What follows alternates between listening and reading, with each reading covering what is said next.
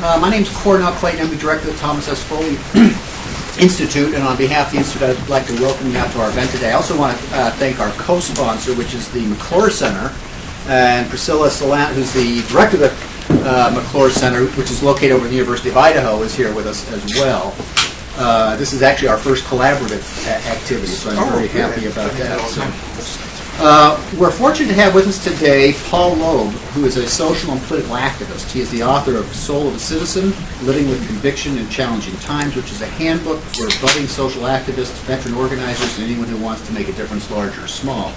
Paul is also the founder of the Campus Election Engagement Project, which is a national nonpartisan organization that helps colleges and universities motivate students to register, volunteer in campaigns, educate themselves, and turn out at the polls. Paul has written on social involvement for such outlets as the New York Times, the Washington Post, and USA Today, among others. Born in Berkeley, California, Paul attended Stanford University in the New York's New School for Social Research, and he currently lives in Seattle. Join me now in welcoming Paul Loeb. Very glad to be here. So what I want to do, and I'd like to be able to leave room for some interaction, and so is talk for maybe 30, 35 minutes and then kind of open it up for conversation, is to really kind of unite, and I asked Cornell a few minutes ago, whether it made sense, is to really unite two themes that I think are very related. So I write a lot about citizen activism. How do ordinary people make a difference in, I would say, seriously challenging times? I mean, you look at everything from climate change to the cost of education to student debt to the economy. It's not an easy time to be living in, and I think oftentimes the issues we face can seem just completely daunting and overwhelming. And that's one thing. And so I talk about how citizens in different historical periods have been able to act and make change. The other, as mentioned, is we're in an election season, and I spend most of my time now running this national nonpartisan project called Campus Election Engagement Project, where the goal is to get schools to use their institutional resources to get students to vote. And so I'm going to go back and forth between those things a little bit. When people are looking at whether to get involved in movements, they often get caught in what I call, or get involved at all, or get involved in elections, the perfect standard. And we talked about it a little bit in the class I was just at the University of Idaho. And the perfect standard sort of says, no matter how much you know about an issue, it's not enough to get involved.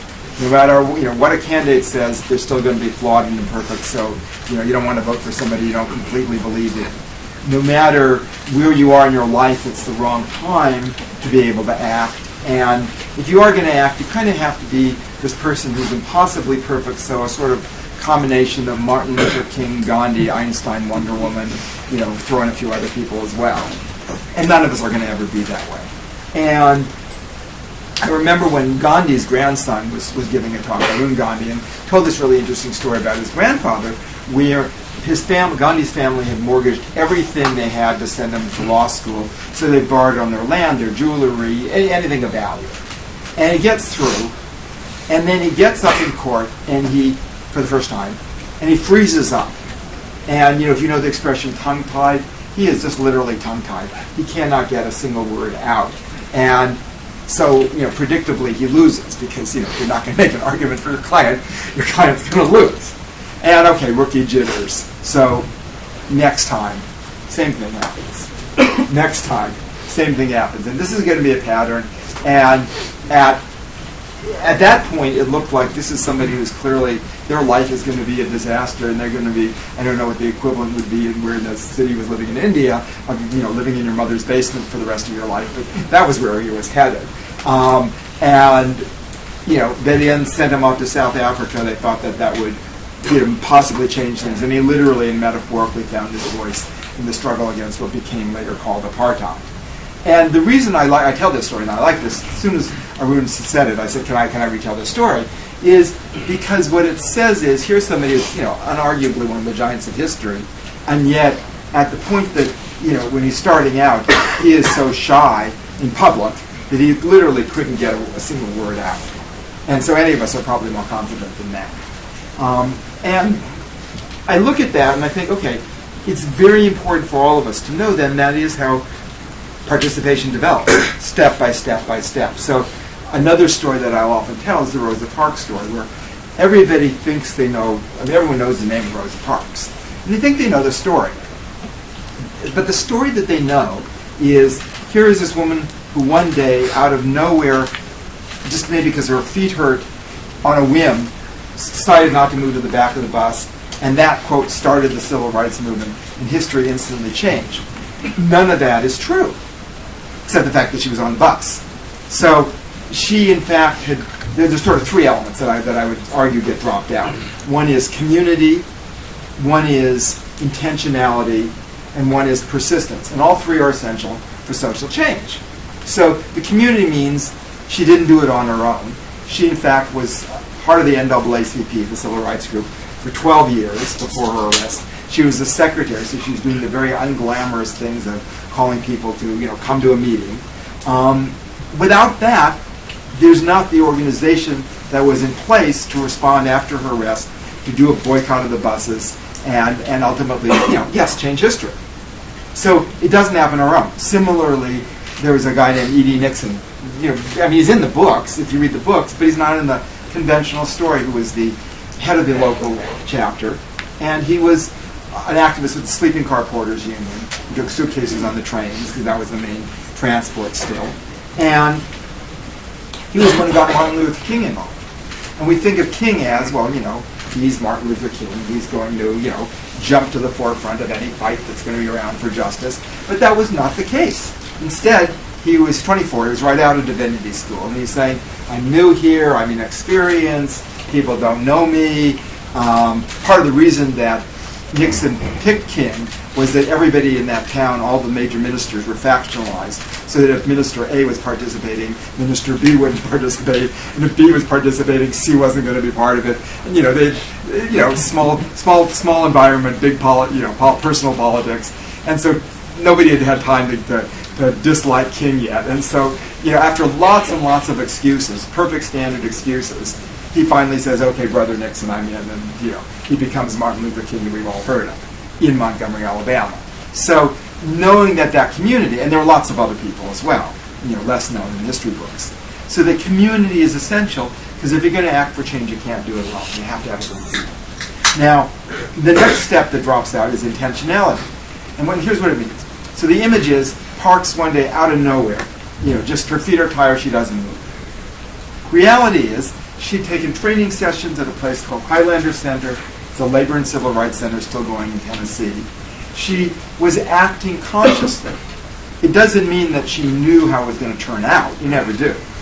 But she was, she knew she was going to precipitate a campaign. And where that went, who knows? And I think that's always the case. In fact, two young women from the NAACP youth section had refused to move to the back of the bus in Montgomery, Alabama, and they decided to wait before making them the centerpiece of a campaign. So, and what I mean by intentionality is that you plan out what you're going to do as well as you can. You don't get caught in the perfect standard that it has to be immaculate, but you sort of think it through. And so, if you're doing a bus boycott, you got to give rides to the people. They've got to get to their places of work, because if they didn't have any places of work, then they can't feed their families. You had to respond to, likely, and what occurred was harassment of the people who were arranging the carpools, and you have to think it through. In my election project, it's great to say schools should take responsibility, but what does that really mean? It means break it down. Okay, there's registration, there's volunteering in campaigns, there's educating yourself on issues and candidates, and there's turning out at the polls. And then we add another category, which is documenting it so you can learn from what you did and build on it for the next cycle. All of those don't just happen.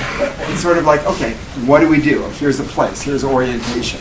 Could you register students at orientation? Yeah, you can. Lots of schools are now doing it. Could you register students when they're registering their classrooms? Absolutely. Could you register them at a football game if you have a football team, which this school does? Absolutely. So how do you go to the places where people are gathered? And it's going to differ from different campuses. So a commuter school is going to be different from a residential school like this one. But you work through all those possibilities, and I'll talk about it a little bit later. but you need that intentionality right next to what I call the leap of faith, which is that sense that says, yes, it is possible to change something. Jim Wallace is a minister who has this very good Christian social justice magazine called Sojourners, and he uses the phrase, he says, hope is believing in spite of the evidence and then watching the evidence change, by your actions. So you need the leap of faith, then you need the practicality, and they both go side by side. And they both are evidenced in the Rosa Parks story, and they both are absent in the version that most of us know. And then the third part is just persistence, because, Parks is, if it's 12 years from her first NAACP meeting to the stand on the bus, then if she gives up in year 7 or 8 or 9, we would never have heard of her. So, persistence doesn't necessarily mean 12 years, but if you're trying to, like, again, bringing it back home to my project, we're trying to get students to vote.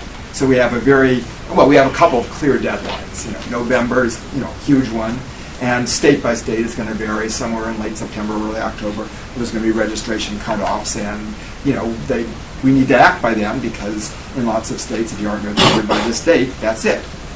So knowing that, being persisting, and I do have staff working all around the country. We have these conference calls, and people get frustration. I called this person 7 times, they didn't call me back. What do I do? We thought we were just going great, and then the person who was our contact left. I mean, just the normal stuff where you're trying to make something happen, and it's easy to get frustrated, and it's easy to burn out. So then we then we step back and we talk about it, and we say, yeah, it's hard, and sometimes there are days when I had a day last Friday where probably grants that, in my mind, were going to be about $100,000, or a fifth of our budget for our entire organization, fell through in the same day. And it was like, you know what? I need to go for a walk or a run, or this is not the day to be, all right, I'm going to just plug back into the grindstone. I am seriously bummed, and I just have to do something to restore my soul. And and then on Monday, something else did come through, and it's like, okay, we'll get through it. We'll be all right. But so the persistence is critical, and part of persistence does mean knowing when to pull back for that moments of respite that that renew your spirit, and then in fact you can continue on. So I would argue that those stories are all lost in the conventional telling of the Rosa Parks narrative. And that is indeed, a tragedy, because we don't. It's not like we have a bunch of other stories we know instead. The stories that we're told primarily are stripped of those elements. Now, when people are acting, a lot of times it's not always expected people, and you don't know when you're bringing somebody in. I think this is the power of social movement, where they're going to end up. So, for example, with Parks, her husband was a barber in Montgomery, Alabama, who helps co-start the NAACP chapter. And he helped get Rosa involved, and Rosa went on to all the things she did. But we don't really know who got him involved, but there obviously were some people who helped convince each other to have the courage to found this chapter, and otherwise maybe there isn't the Rosa Parks that we've heard of, because she never gets involved. So oftentimes the person you bring in can be as important as actually what you do and whether you succeed in any particular context. And so the story I often tell is a young woman named Angela Soto, who was to say that she started out disengaged is probably an understatement. She was a freshman at Virginia Tech in Virginia, and in 2004, and this was a highly contested election. Virginia was a highly contested state. And so I asked her at one point, I said, well, were you at all involved? You'll see why in a little bit. And she got really embarrassed. She said, well, I didn't think who was president had any impact on my life, so I didn't vote. Then she got even more embarrassed. She said, well, we actually did do a drinking game. And she said, the girls on my hall, we basically, we gathered together, and when a state went blue, that was Democratic. The blue team would chug a beer. When the state went red, that was, Republican. The red team would chug a beer, and there's 50 states, and a lot of beer was consumed. And by the end of the day, they didn't even, not only didn't they know it was one, they barely knew their own names if they were lucky. And this is not the most, auspicious start, should I say? And so then what happens is she's in a big geology class, 300 people, and the prof starts talking about climate change. And it was a little bit pushing the edge because there's geological record of climate change in sense of ice core samples, but it's not like atmospheric sciences, or it's not like biology where you're really documenting present impact, which is not how geology works. And so, but he said, this isn't about the test. This is about reality. I'm going to talk about this because it matters. And went through all the way it works, the roots of the fossil fuel companies funding denial on it, even when their own earlier studies said, in the case of Exxon, said there's no question that it's happening. And she's sitting in the back, and she doesn't know what to do, and she's just shy, and so she just doesn't participate, and she's shaken up, but she doesn't know how to take it a further step, and it's too big a class to go talk to the prof. So she kind of reads around on her own for a while, and then she's walking across the quad, and a student approaches her from a tiny environmental group. When I say tiny, meaning 4 or 5 students in a campus of 32,000. And she's sort of like, oh, I found my people, and she gets involved, and she ends up growing that group to the largest organization of any kind on campus with 1,200 people on its email list. And they do peer education in the dorms on saving energy and water. They at first, when there are 4 people, the president's not going to have time to meet with them, but when they're this big, the president does meet with them, and they convince him to back a huge initiative to basically just look at everything from the lights to the carpets to the transport to the heating, and make the campus as physically efficient as possible. Somebody like turning down the thermostats that were overheating the buildings, and save $200,000, that they can then plug into other kinds of things that cost more. So lots of different things. And Angie ends up, as she graduates, it's in the budget crunch. It's because it's '08 and the budgets are being slashed. And basically, he makes an emergency hire to keep her on to run the sustainability program. And she says, I'm living proof that people can change, and this is a proof that institutions can change, because it was a very disengaged campus, and now it's a much more engaged campus.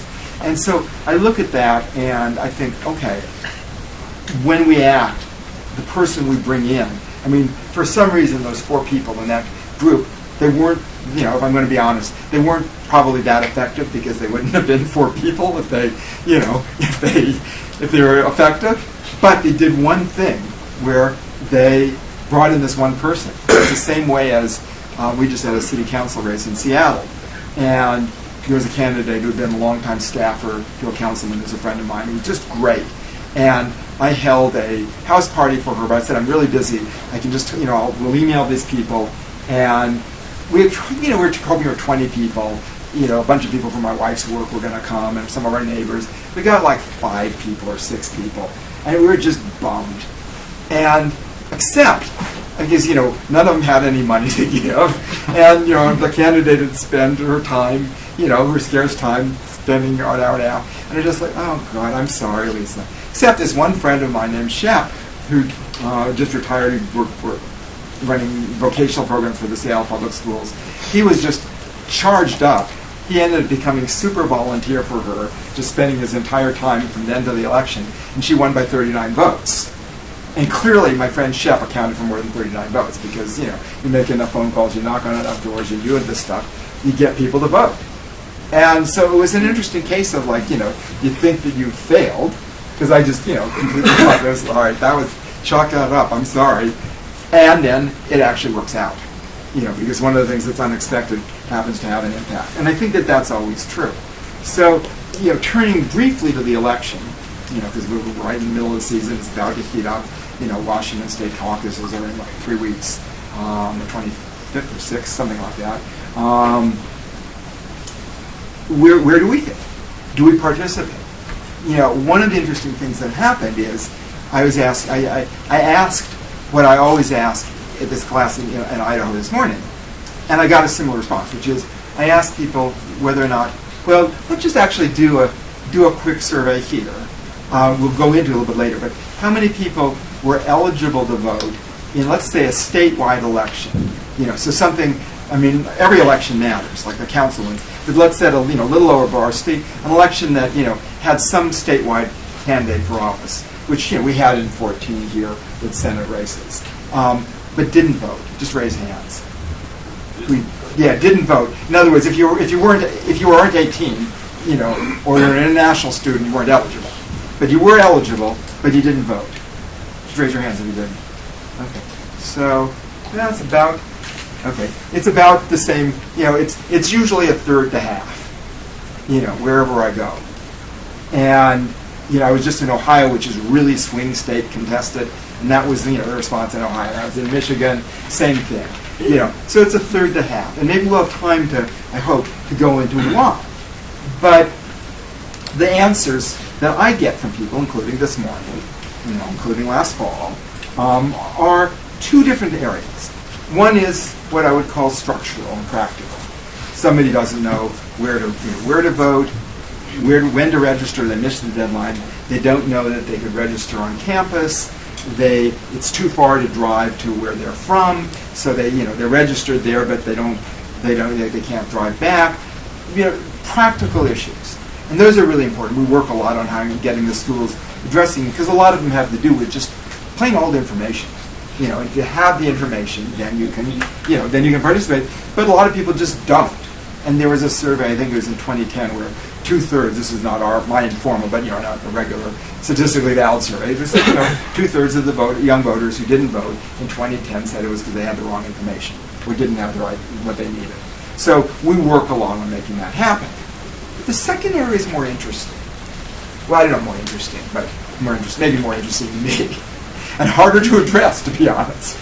And that is, in the class this morning, to take an example, several of the people said, some variant of, I didn't know enough about the candidates, so I didn't want to vote for the wrong person.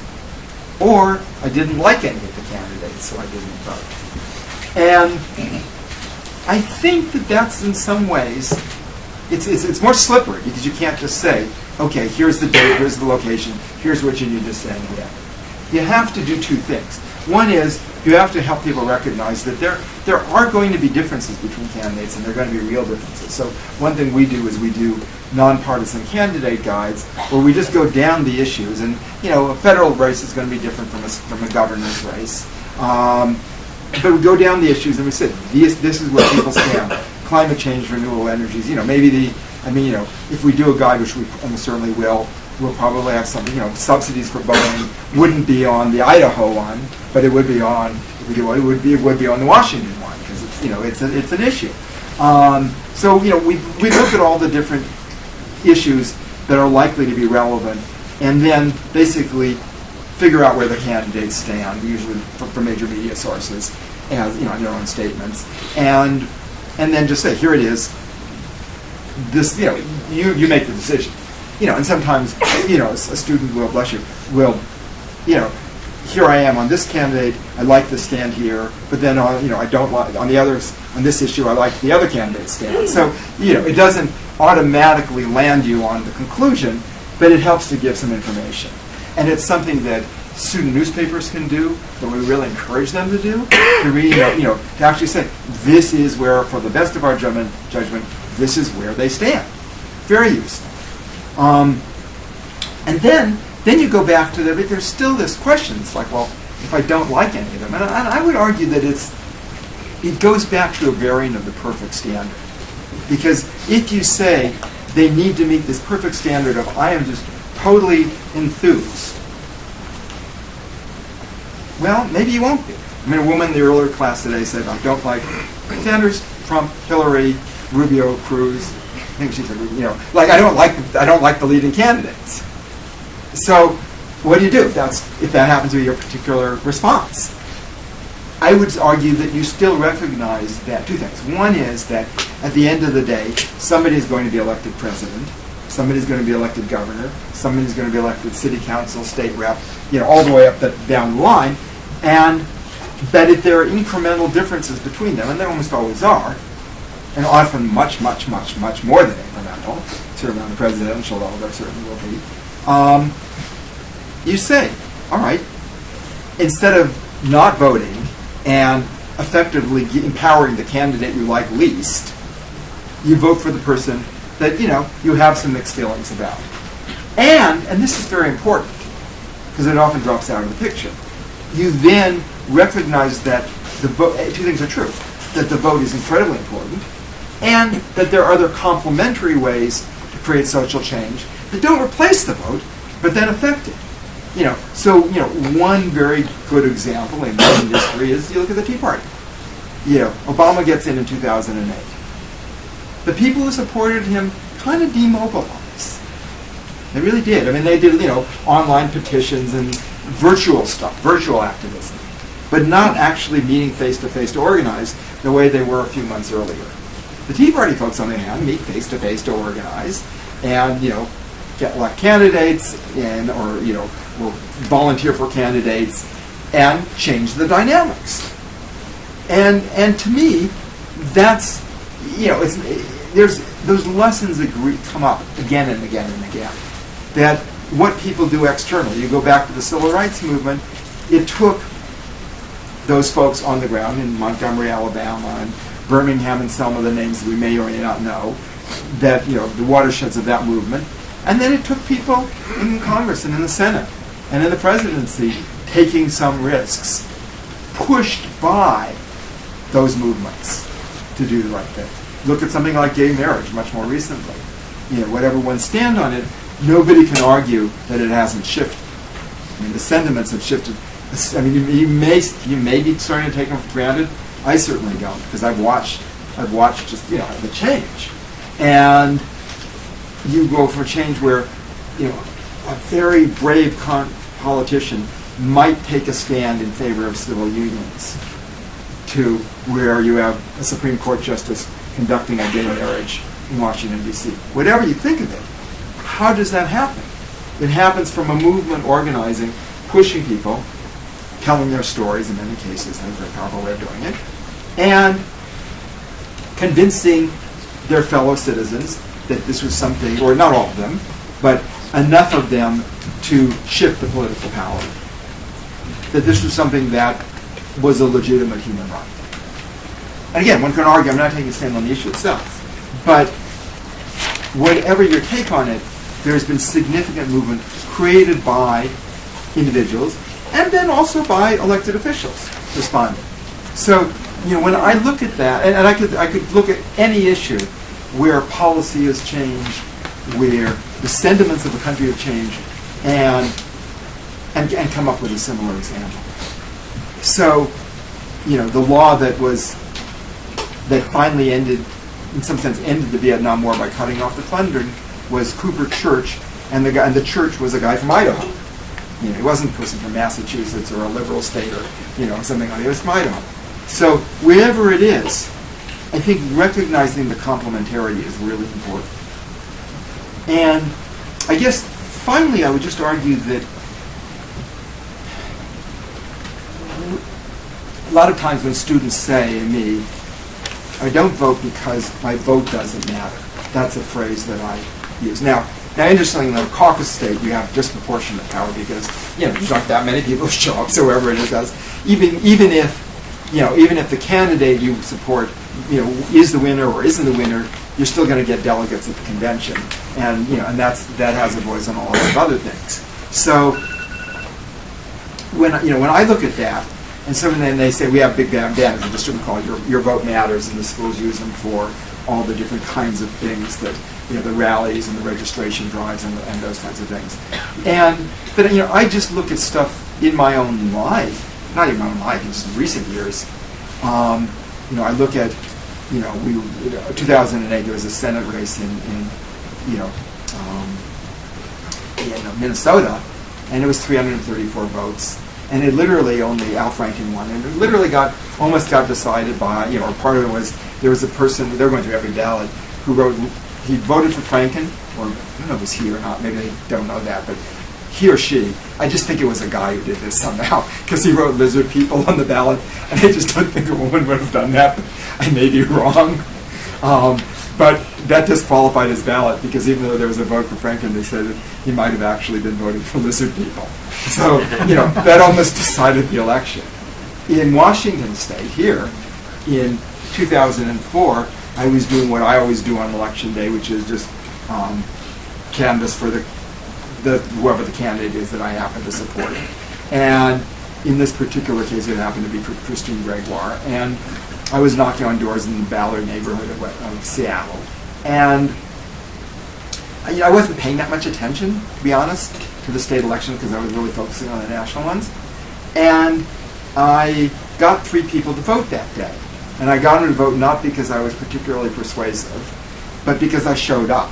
So one needed a ride, one forgot it was election day, and one didn't know what to do with an absentee ballot that they'd forgotten to mail in. So in other words, anybody who walked that exact same route would have got the exact same results. It didn't depend on any particular skills of mine beyond the ability to put one foot in front of the other. And as you may or may not know, after 3 recounts, it ended up being 134 votes, statewide, the entire state of Washington. Statewide, 134 votes. And I thought afterwards, I was kind of stunned, and my candidate happened to win. And I thought, okay, so if I had stayed home, and 50 other people had stayed home on my side, she would have lost. Had 50 other people volunteered on the other side, in the neighborhoods that were strong for their candidate, Rossi, he would have won. And it really did come down on something that close to basically, who turned out, and then, who multiplied the power of their voice by volunteering. And I'll always remember that because, I was 1/50th of the margin, and that's not very much, And so, and I could give other examples. There was a young woman at a college in Connecticut who registered 300 voters and educated them on a particular candidate she liked for environmental reasons, and he won by 27. Congressional candidate. He won by 27 votes, and she said, "Oh, I guess maybe I helped." Like, you guess? Give yourself credit. If you had stayed home, he would have lost. Simple as that.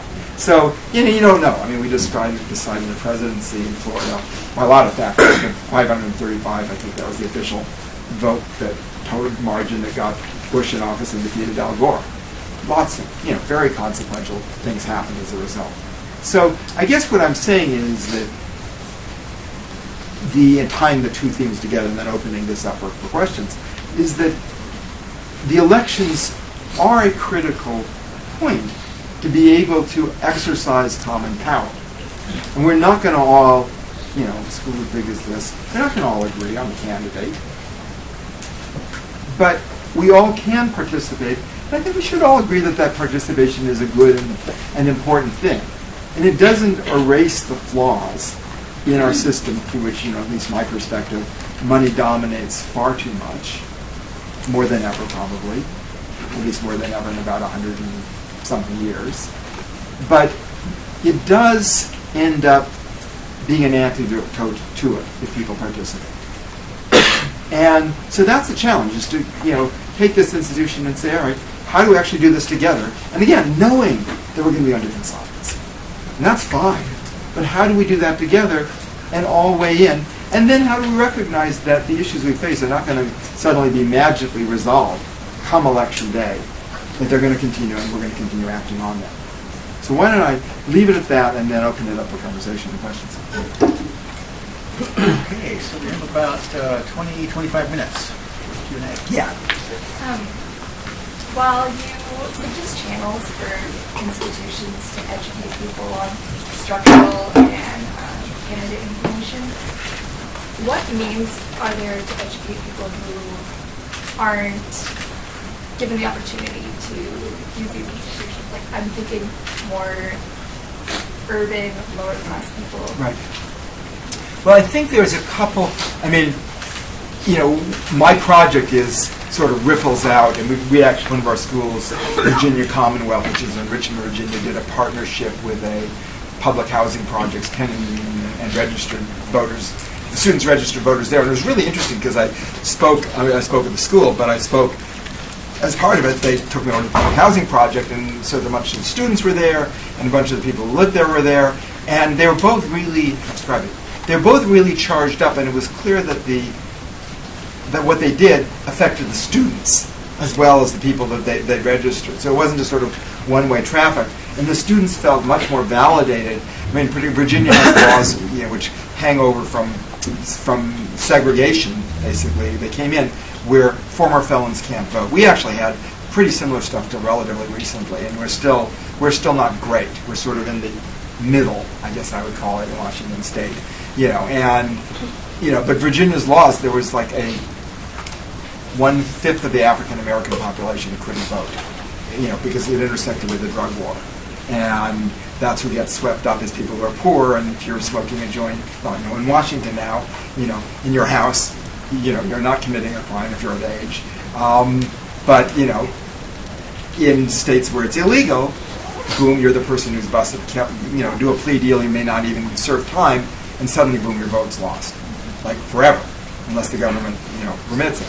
So, we also had in our project, there was a young woman who was volunteered as an intern, registered 3,000 voters, and it turned out on her campus, Virginia Tech, different person, and their attorney general's race was 165 votes.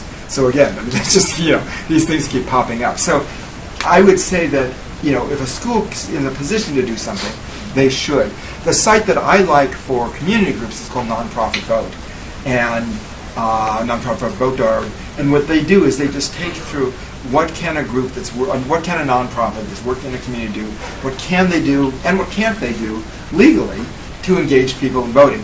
And because their departure point was there's an awful lot of things that people can do, the groups can do, that they don't think they can do.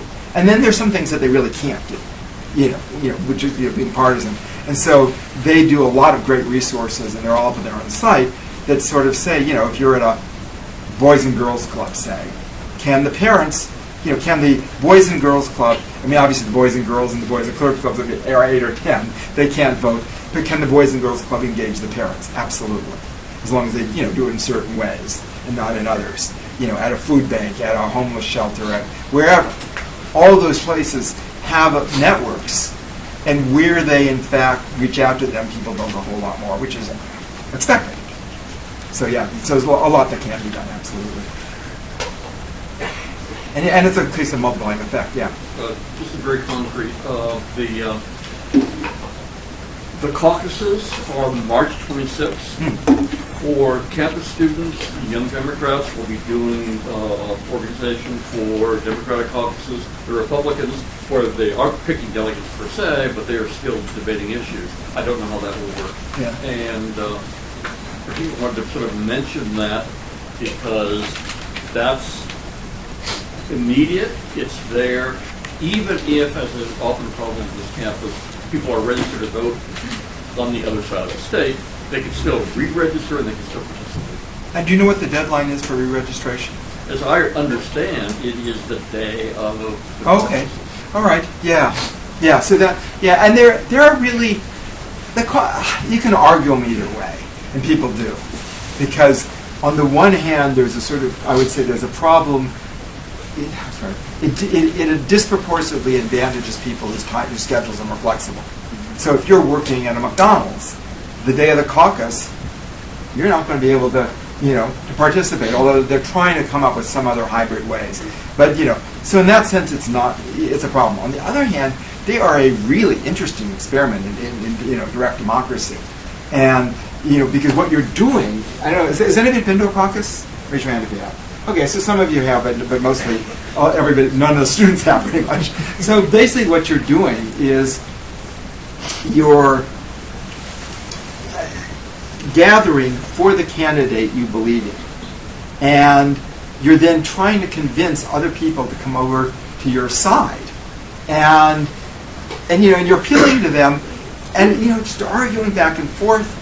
And you have to convince them. And then, most of them have a couple rounds. So if somebody drops out because they don't hit a threshold, then you're trying to convince that third person's supporters to come over to your side or the other. It's really interesting, and I think it encourages participation. So I kind of like them despite the disadvantages. But they got to keep working on that, the disadvantages part. And we do on our campuselect.org is the website of my organization, and there is, I think, we did a mock. The young woman who is running Iowa for us, did a mock caucus guide on how, like, you can do a school can basically get people to, because they are kind of confusing, and how to sort of go through a caucus, and people were like, I think they did, I don't know, Pepsi or Coke or something like that, and just to give the experience, and people really liked it. And she said that it made a real difference in their eventual participation. So I think that's up on our website, but if somebody wants to organize it and it's not, they can email the address that's on our site, and our national director will just send them a copy. And you'd have to adapt it because the Washington state rules are a little bit different from the Iowa rules, but it's a kind of nice exercise. Yeah. The Sanders and Trump Uh-huh. phenomenon. Yeah. Would you say those are a movement in the same sense as some of these other ones you've talked about? Or? It's an interesting question. I would say that it's probably too early to say, because to me a movement has to demonstrate continuance. And so certainly the Trump supporters build on, I would say the Tea Party is definitely a movement. And the Tea Parties, they build on some of the groups that are participating in the Tea Party, but they're also larger than that. There are some ties between the sort of sentiments that the Occupy movement raised a while ago, the Occupy Wall Street, and the issues that Sanders is talking about, but they're not really quite one and the same, and that one movement kind of, in contrast to the Tea Party movement, turned, in my view, way so far inward that they stopped reaching out and they crumbled, whereas the Tea Party folks continued reaching out. So I think it's probably too early to say. If they then, after the election, and after the election may mean different things. It may mean after the primaries, it may mean after the general. If they continue to organize those folks, they could be part of a broader movement. But I don't think that and so their campaigns could have facilitated that.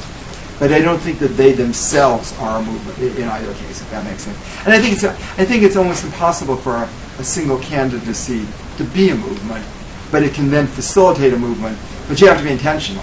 The Obama folks did not. They had lots of people. They had a 13 million person email list, and they didn't really effectively mobilize it once they got in office, and it just sort of scattered, and people went their separate ways.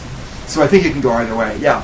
In kind of relation to this question about Trump and Sanders, what do you think is, in your opinion, obviously, what do you think is what makes them so appealing to, in my opinion, opposite types of voters? Like Sanders is more popular among younger voters, whereas from what I've seen and popular as well, Trump is really popular among older voters. What do you think that is? Well, I think, and without, I'm always a little constrained in the sense of, because I'm running a nonpartisan project, but, so just with looking at it and sort of analyzing it from, just from looking at it from the outside, what I would say is that there is a very significant disaffection in the sense that the way things are not working for a whole lot of people. And I think that cuts across both of them, so that, and, since 1973, which is, what is that, 42 years? Yeah, 43 years. Real average wages have been going down. So at the top, they've been going up, but average wages have been going down. And so, there's a lot of people who end up feeling, right, I would argue sort of rightly, that something's fundamentally wrong. And so when they say something's wrong, they then look at the sort of most established institutions and they say they're failing us. And so I think that fuels this sense of, we'll go from somebody who's more of an outsider to those institutions. And that's true in both cases. And so there at a certain point in the Republic, you had a series of people who were leading, who all were sort of the outsider folks, and then you had the people who, I've been a governor, I've been this, I've been that, and they're like, well, I don't care, that's part of the problem. Now, whether or not that's an accurate perception is a different question, but I think that is part of what's fueling it, is that recognition that something is fundamentally awry, and therefore the people who've been more in the halls of power. But it's tricky because a billionaire is certainly part of the halls of power, and to pretend that they're not is, to my view, rather and just not. I mean, it will left, right, whatever their politics. If you've got $1 billion, you've got a lot of people listening to you. So but somehow it's focused on part of it as opposed to the rest of it. So that's my thought, at least. Yeah. I was just curious to build off of what he was saying about how it might be by different ages. I personally am not sure about ages, but different cultures and realities that you live in. Right. Depending on where you are, what social structure you're in, your reality about the U.S. is going to be different than that counterpart who's dealing with a different reality. Very much true. So wouldn't it be more about cultural issues and different realities depending on how you vote? Either way instead of age, because I feel like, especially on social media and Facebook, there's a lot of young voters that aren't discussing the problems, they're just belittling each other's candidates and each other, which is effectively just creating more tension and not solving anything. Yeah, and that also, it also gets into the particular nature, I'm not sure what nature, quality of social media these days, that it can foster that stuff pretty easily, I think it can also foster the other. And there was a study where the assumption was that people's Facebook, and of course Facebook is always narrowing the tier of people who actually see your posts unless you pay for it, which is really infuriating. But there was a study that said the assumption was that people's Facebook circles were homogeneous politically, and they all believed the same things. That turned out to be much less true than than what people thought. And so there was some quote dialogue going on within Facebook postings, but then an awful lot of it tended towards the you're an idiot, LOL, you moron. All of us know that, you see that stuff. So I think that certainly, and this isn't just those particular candidates. Our society does tend to be significantly divided by people's experience, who they hang out with. And again, it's a challenge. This is going to sound like it contradicts what I was saying about Facebook a little bit, but there's one of the things that happens with web searches, because the Google and Yahoo, whatever, they want it to be customer friendly, is they give people what they're interested in. So, I'll give you an example, non-political example, which is I'm a runner. I use an athletic supporter, which is part of, when I'm running. I went, I needed one, so I went to jockstraps.com. And for the next 3 weeks, no matter what I was searching, I got these ads for, fur-lined jockstraps, cold jockstraps. I was like, I'm really not interested in this. I just want to, I needed something. I'm a runner. This is what I do. And so they're giving me what I want, though. The internet, this is obviously what I'm interested in. And, in the same way, if you tend to go to conservative sites, you will get conservative results in your search engine. If you tend to go to liberal sites, you will get liberal results in your search engines. And it's not the only way they do it, because there's other qualities like larger places pop up on, the New York Times pops up above a local paper in Pullman or Moscow. So it's not just, that's not the only factor, but because it tends to kind of wall people off a little bit. And so I think that the experience where it doesn't cross over, I think is, it's part of the challenge of our culture. You want to follow up a tiny bit on that then over there? Yeah, I was getting more to the fact that, like, with just what I've heard from other people, it's like, if you support Bernie, you're a socialist, or if you support Trump, you're racist and bigot, and it's just some people in either category may support Trump or Bernie that show those characteristics. Right. But just the way that anyone who says, it's not something you really want to talk about anymore, because it's just automatically they say, you must be a socialist, or you must Right. be racist. Well, and I think our culture is not particularly good about talking about the real issues. Where do people stand? What are the consequences? I mean, that's certainly part of what we're trying to do, with our election project, in the sphere that we can touch, at the campuses, is get people talking about the real issues. What do they stand for? And what does that mean? And debating that out. Because otherwise it does devolve, yeah. I'm a librarian and a proud alum of Project Vote Smart, so I really believe in political information. Yeah. Can you go back to your second point where you were talking about how one of the reasons people don't vote is because they don't believe they know enough about the issues and candidates, and talk a little bit about some ways to kind of engage people in discussions of issues and platforms versus personalities? Yeah. Well, we've done if you go to our site, which is, if you either go, you put in campuselect.org, or you just put in nonpartisan candidate guide to, we weren't in Washington, but, to Georgia, Colorado, North Carolina, you'll see ours pop up from 14. And we took, VoteSmart is a place that aggregates a lot of information on candidate stands, which I think is really useful.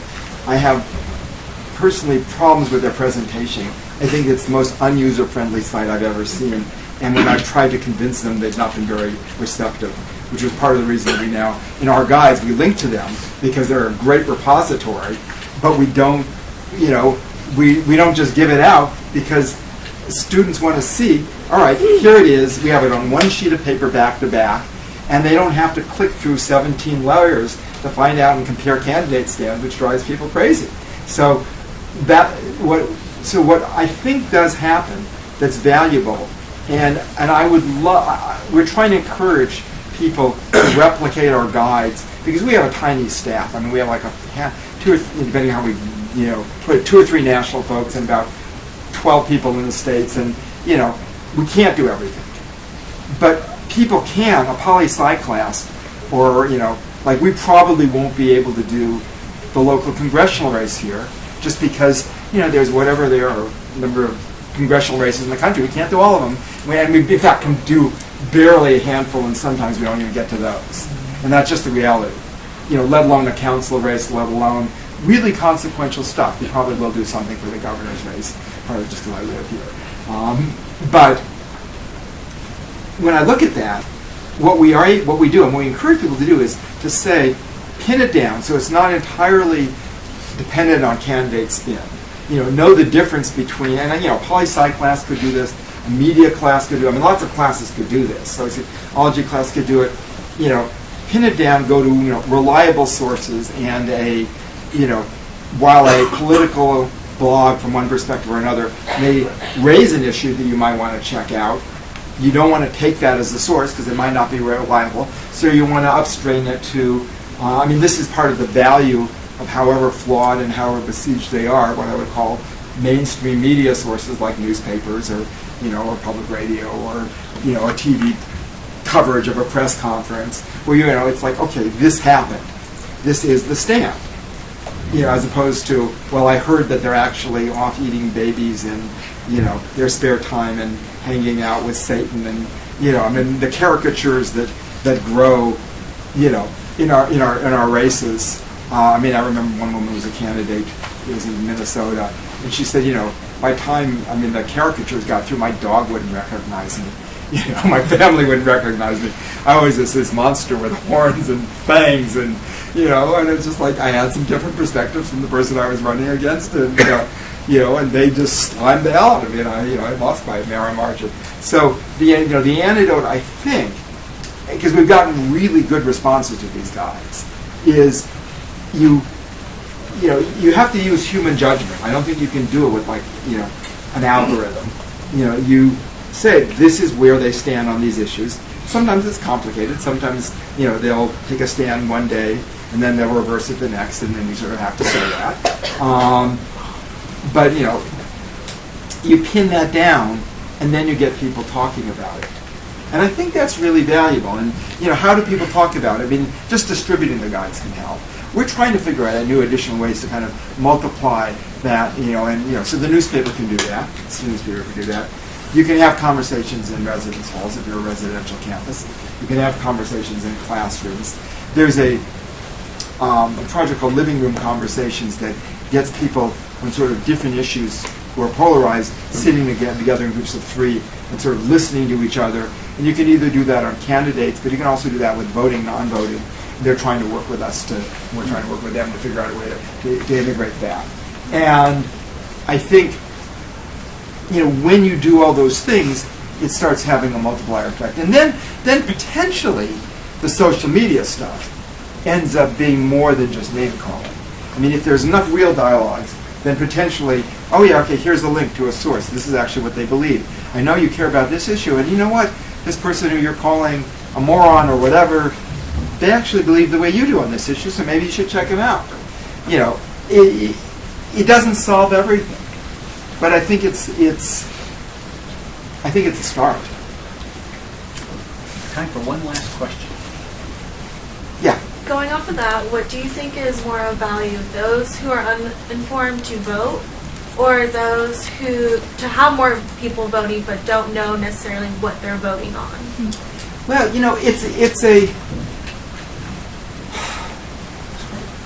in the history of this country. Originally, the phrase of the people who could vote were gentlemen of property and standing. So who did that mean? That meant white male landowners, but not white male non-landowners, not women, not non-white folks, And the argument was that the people who would know the best, would be the ones who were voting, and they really, maybe they believed that, but it obviously excluded a whole lot of other folks. Now, I would say that there's enough examples in our history of people voting ill-informed, making really bad choices because of being ill-informed that have made the country worse. I don't think we're the only country where that's probably true, So it's not, there's definitely a downside. And so the way that I guess I deal with it is to say, once you start, you want to expand the franchise as much as possible. And that includes, our state, I can't remember, does Eastern Washington have mail voting? Or, okay, so it's statewide, because we do in West Washington. So mail voting does make it easier. You can be working, the double shift at McDonald's and still vote. Early voting makes it easier. You can be working double shift at McDonald's, but here's your one-off day, you can go. And there's lots of things that can be done to make ballot access easier or harder. And recently it's diverged. So some states have been making it easier, and other states have been making it way harder. And, we're talking about projections of, in big states, 100,000, 200,000, 300,000 people who, may not, like voter ID. Oh, well, if you don't have a license, you can just go down to DMV and get one, get an alternative card. Well, I don't know about your experience, but when I renewed my license because of budget cuts, they only have, I'm in King County in Seattle, they only have, I think, 3 offices now in King County. And so the lines are like hours. And, there's no reason to think this is any better in any other states. And so literally I had to go back twice just to renew my license and not even have to take a test, because, I was in that category. So the cavalierness with which people dismiss the obstacles, really frustrates me. At the same time, so I would say you want a very broad franchise. At the same time, how do you get people? You do get people just like, yeah, this person speaks the truth, and I don't care what anybody else says. I'm going to vote for them, and that's okay as far as it goes. But it's not as good as actually thinking through what that person stands for and what the consequences are, and do they agree with and it may be that they agree completely with the issues you care about, in which case you should vote for them. But if in fact they don't, you ought to know that. And so how do we get to a point where that happens, which is, I think, the core of the question. So in an ideal world, the media would really be doing the job of pinning down the issues and saying, this is where this person stands. My God, if I can do it with our piddly little budget and staff, major networks certainly can do it. It's not like it's impossible. but they often don't. And so I think then what it devolves on is people actually taking it on themselves to have the conversations to, possibly change somebody's mind about an issue. I thought about it this way, but you know what? Maybe actually this is a different way to look at it. We've seen, the marijuana stuff is interesting, example where, people were looking at it one way and it's like, oh, you know what? I guess making it illegal has all these other, whether one not personally proves it or not, all these other unanticipated effects, and let's go this other route. Which is pretty consequential now. We've got a bunch of states doing it, and so it might change an issue, or it might just say to this person, oh, here is that issue that again, this person you're supporting really is on the other side of. Do you want to vote for them? So I think that actually, it's a great last question, because it circles back to all the other themes that I've been raising of participation, is that the antidote to the sort of vote ignorance, or whatever party, whatever candidate, is people reaching out and engaging in dialogue with each other and saying, okay, let's think through who you want to vote for. This is the arguments for my candidate. As opposed to all of it happening in cyberspace, in the airwaves, but not in human-to-human conversations. So that's, anyway, thanks so much. If anybody wants the books of mine, Soul of a Citizen Impossible, will take a while. Good resources, they're over on that table, and I slide my prices before students, or we can even send a check later.